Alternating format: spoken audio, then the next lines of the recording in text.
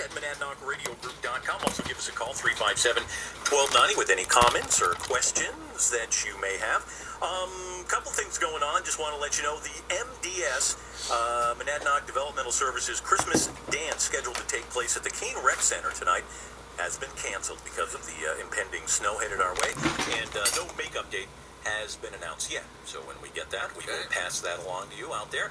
And also, too, want to remind you, we are doing our Good Friends and Feed a Friend campaign this morning at Hannaford's. And Bethany from our sister station, WKNE 1037, is down there right now, and she is selling Good Friends. They are these soft, little, cuddly toys from Douglas Cuddle Toy Company, and they're $10 a piece, and 100% of the proceeds benefit the Salvation Army.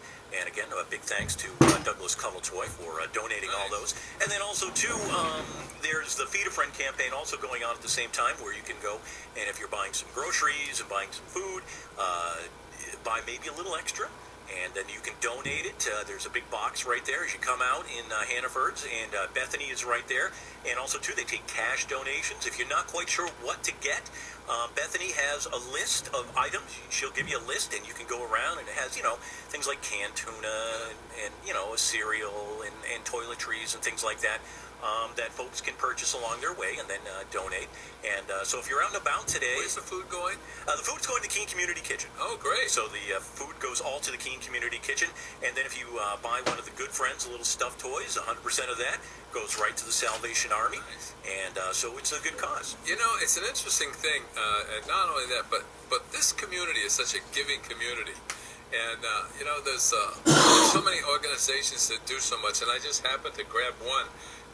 Which was a thank you that was in the paper, but from the Keene Lions Club, and they do different things, supports for their Walk for Sight, and they do help for glasses and eye problems that children have and so on.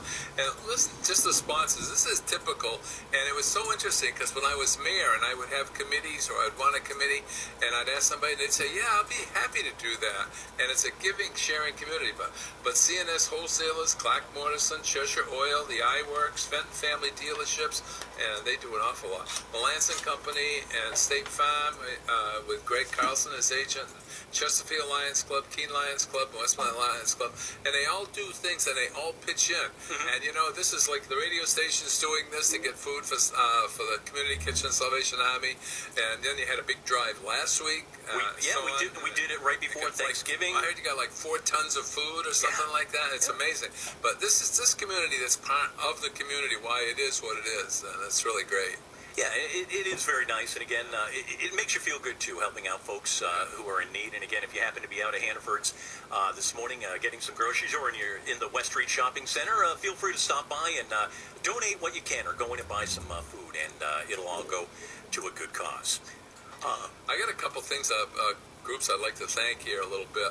And what happened was last Tuesday, the staff and the city council members and their wives and companions got together and we had a little Christmas party. And I just wanted to thank Bill Brokop and many of the other staff members who raised the money for these. These are not anything that costs the city, taxpayers, any money. It was done in this group, raised their own money, paid for their own meals, and it was really very good. There was some nice time, some interesting stories told, a couple jokes poked at the fun of the ex-mayor here when it was my turn to get roasted. But it was really good, and I thank everybody for that.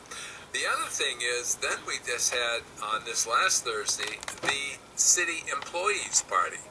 And this, again, is a really large party where all the employees are invited at staggered times to come down through so we can keep all the offices open, but to come down, have lunch, chat with people, and dedication. And listen to this for some numbers.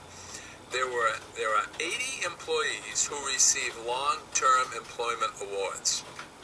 The total amount of years of those 80 employees equals 1,078 years of service to the city of Keene. Wow.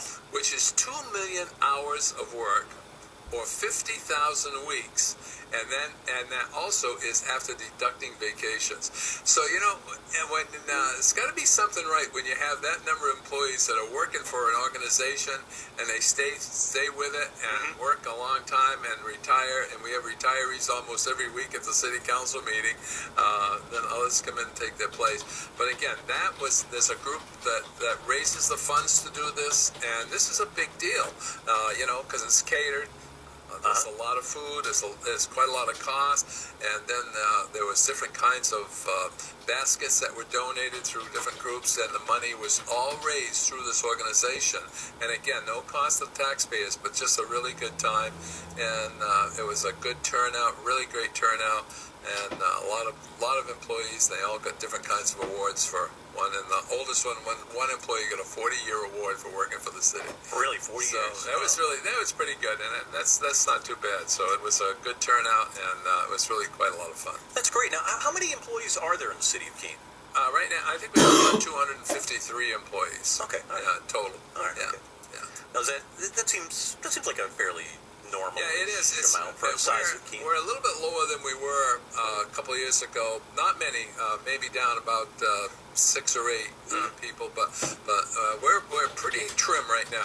It's not too far to go. Right, sure. Because if you don't get that street plowed in front of you, somebody's going to call me up. Right. Or somebody else. Julian will call us up and they're like, "Hey, I live on Court Street. Why is no one plowing my sidewalk?" All right, so we had talked before we took a break at the top of the hour about this article here that you gave me, the interesting one, Talk on City Planning by Barry Faulkner. And again, this